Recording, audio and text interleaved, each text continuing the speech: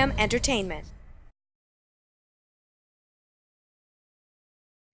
Ms. Tulsi Gabbard, thank you so much for being here.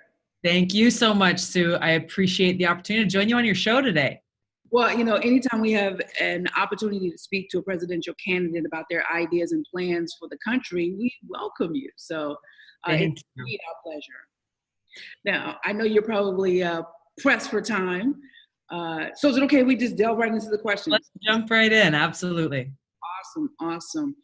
Because we live in a rural America, my first question to you as a presidential candidate, if you're in the White House, what would you do for rural America?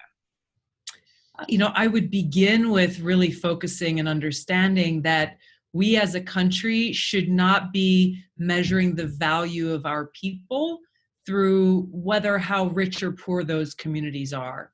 And I've seen throughout my service in government, both at the state, local, and federal level, how unfortunately that's usually the case, that the communities that maybe don't have as much economic opportunity as others in the urban corridors are left and forgotten, whether you're talking about rural healthcare and hospitals or education or investments in just basic infrastructure needs like clean water, safe roads and bridges, dependable power, the basic sewage, septic tanks. I mean, the basic things that we depend on to survive. And I think it's important to begin with that baseline and recognizing that we stand together as Americans, and the prosperity that we experience in this country is not due to only a handful of people who hold on to the wealth, but is due to the hard work of Americans both today and the generations who have come before us.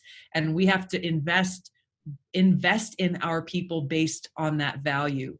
And so it's really going in and seeing how at the federal level, even as there are local differences in how different things are funded or taxed in order to pay for those things, that the role of the federal government is to ensure that there is that equity there, and to be able to take the taxpayer dollars that we all pitch in to the federal government to be able to do so. I think one area we can get into, every one of these things that I've talked about, I think deserve much more resources and attention in empowering local governments and local leaders to be able to find the best solutions that work best for them. But at an individual level, I think a proposal that I think is long overdue being implemented is one of a universal basic income, because we see how Americans are struggling. So many Americans, I think 70 to 80%, the statistics show are living paycheck to paycheck, barely able to afford to keep a roof over their head, buy the medicine they need for their loved ones, pay for the food to put on the table, and education and other needs that they have. There's no room for error in this. And so universal basic income, the proposal that I'm pushing forward, would provide $1,000 a month to every adult in this country who makes less than $200,000 a year, providing that layer of economic security that won't replace, it won't say, okay, everybody can go and retire. It's not enough to pay for everything, but it provides that layer of security to better empower individuals to get out of this cycle of just survival and to begin to look at, hey, how do I get better opportunities, or how can I better take care of my family and my kids? Well, I can tell you that being a resident myself here in a rural area, an extra $1,000 a month is it would go a long way, would mean a lot. Yeah. Totally a lot. Now I heard a lot in that, and I just want to just Absolutely. go down a little smaller on what's the plan as far as with getting equitable business loans for Black and Brown Americans, as well as education that measures up with other Americans across the country. Truly, yeah, this empowerment at an individual level, both through education and training, as well as support for small business owners, and bringing jobs and those opportunities to our rural communities, to our Black and Brown communities that are often the ones that are left behind and forgotten, is absolutely a priority. I remember back, I was in my early 20s, and I was looking at investing in some real estate. I didn't have very much money, but I saw an opportunity in a rural community, said, okay, here's something that was within reach, that I could buy a small little apartment, like an 8-unit house, basically, for $300,000. And I could kind of start to earn a passive income in that way. So I went to the bank, had good credit, didn't have that much cash, but I thought I could get a loan for $300,000. And what I was told was, because it was a business loan, there was no way they would give me a loan anything less than, I think it was $500,000 at that time. This was probably about 15 years ago. And I didn't understand how, for an individual who's investing in a small business or looking for a smaller amount of capital, the banks are only interested in working with you if you're gonna borrow $500,000 or $1 million. And that goes against the very principle of recognizing our small businesses are the backbone of our economy, and being able to empower individuals with these smaller loans or micro loans that can get you from point A to point B, and bring that investment into the communities often that need it most. So throughout my time in Congress and as president, I have been and will continue to be a strong advocate for that individual and direct empowerment. Access to capital often being the number one barrier that stands in the way of starting a small business or pursuing that opportunity, especially in our rural and minority communities. And then hand in hand with that is I just want to touch quickly on the education piece. It's important, especially as we see higher and higher costs of tuition, higher student debt rates, interest rates increasing for student loans, that we really focus on how we can best deliver quality education, whether it be a 4-year degree, whether it's through an HBCU, a state college, community college, or others. Make it so it's truly affordable and accessible, and also not lose sight of how every single one of us is not made the same. And some people say, I don't want to go spend money on a 4-year degree because I don't need it, but I want to go and get this skill as a mechanic, or as a plumber or an electrician, or as a welder, or woodworking, whatever. There's so many different trades and skills that are needed in this country that don't get that kind of attention in providing opportunity to people that they deserve. Again, the value of who we are as individuals is not measured by what kind of piece of paper or degree that we have. It exists intrinsically in who we are, and therefore let's empower people in our country to pursue the profession or paths that they choose, and we'll be better off as a country, and we'll have, I think, a much happier society. I totally agree with that. I'm a big proponent of people living their dreams. I think it reduces crime, it reduces stress, disease, and depression. So I totally support that, and I would love to see some of those ideas implemented.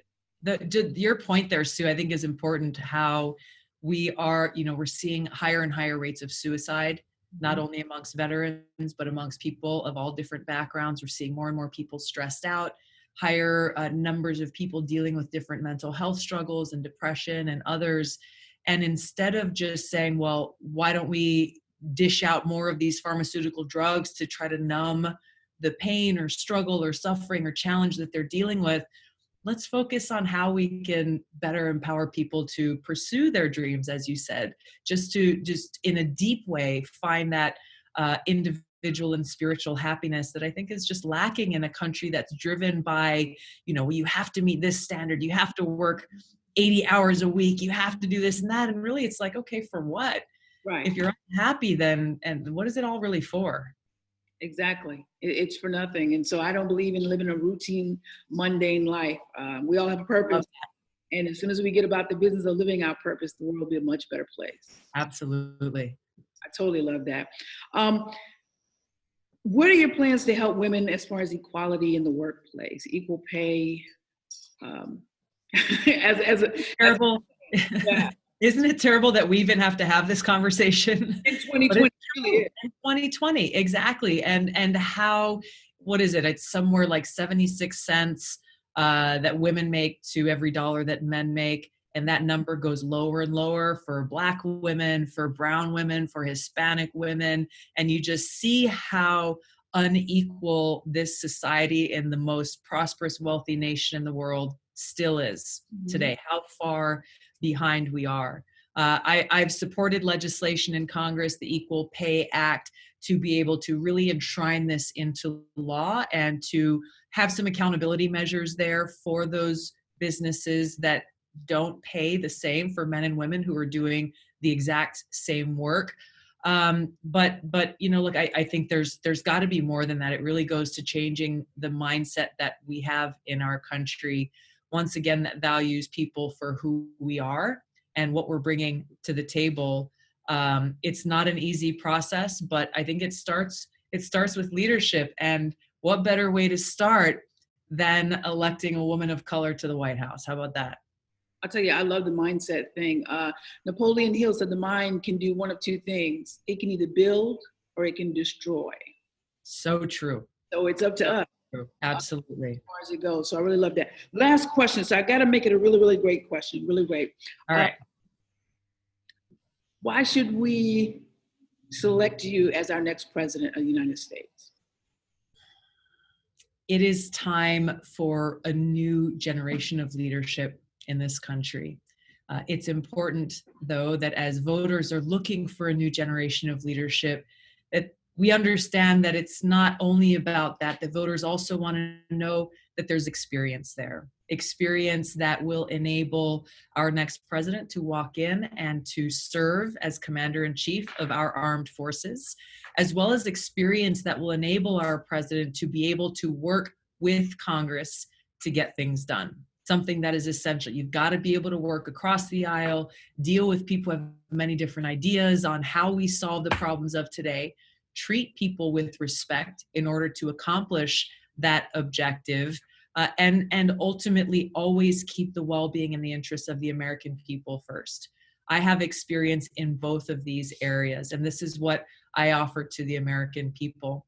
I bring the experience of having served as a soldier now still for almost 17 years in the Army National Guard.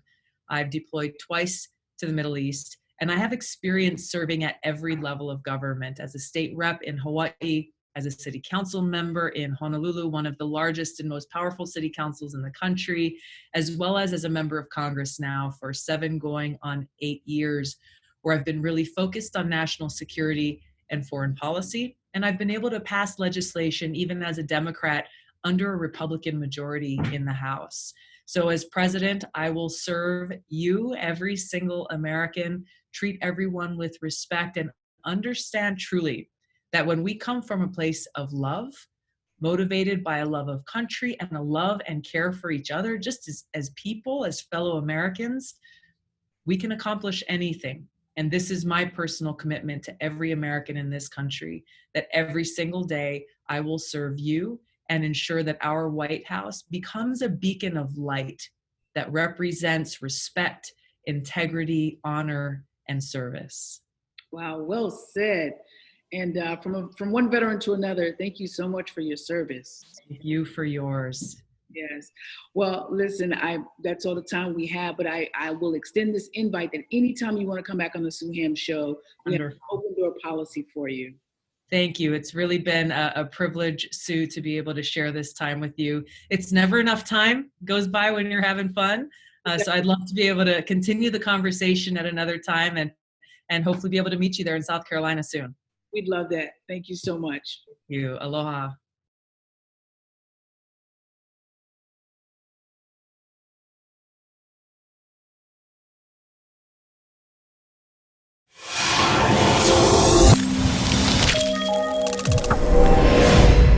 Sueham Entertainment.